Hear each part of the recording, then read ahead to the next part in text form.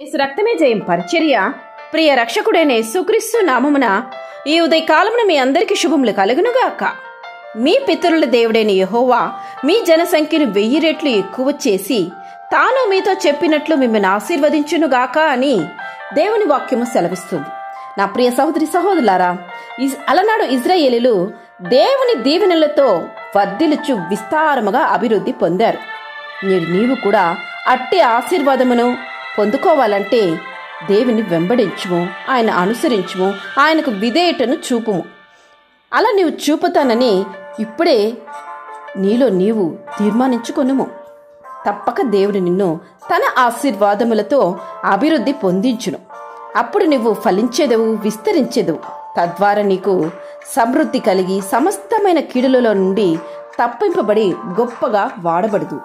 ఎందుకంటే ఆయన శూన్యములో సమస్తమును సృష్టించిన సృష్టికర్త అయిన దేవుడు. ఆయనే సృష్టికర్త. ఆయన వైపు చూడు.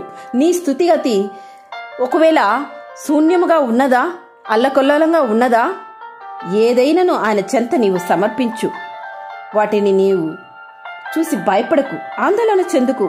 దేవుడు వాటిని రమ్యముగా ఆశీర్వాదంగా అభివృద్ధి పరచును, వాటిని ఆశీర్వదించి చూపించును కూడా. అందుకే ఆయన అంటున్నాడు, ప్రతి స్థలంలోనూ నేను ఎద్దుకు వచ్చి నిన్ను ఆశీర్వదించేదేను అని. ఆశీర్వదించి దేవుని వైపు చూడు.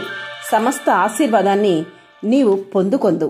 నిరాకారమునకు ఆకారము కలుగు చేసిన దేవుడు ఆయన నీలో నివసించి నీలో సంచరించి ఆయన నిన్ను ఆశీర్వదించి అభివృద్ధి పరచును.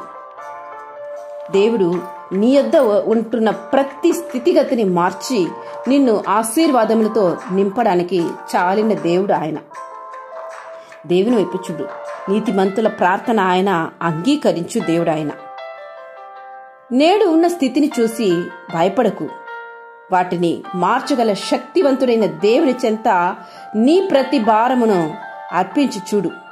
గ్రహింపలేని గొప్ప కార్యమును చేయు దేవుడు ఆయన. అతి శ్రేష్టమైన గోధుమను అనుగ్రహించి నిన్ను పోషించు దేవుడు ఆయన.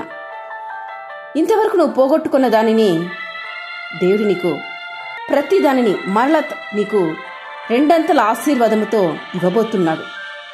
అప్పుడు నీవు తృప్తి చెందెదవు. తృప్తిపరచు దేవుని వైపు చూడు. నీ ఆశ అన్నీ సఫలత చేయబడుతుంది. నీవు క్షేమాభివృద్ధి కలుగుదువుగాక. ఆమేన్. యేసు రక్తమే జయం పరిచర్యలో మీ సహోదరి. God bless you.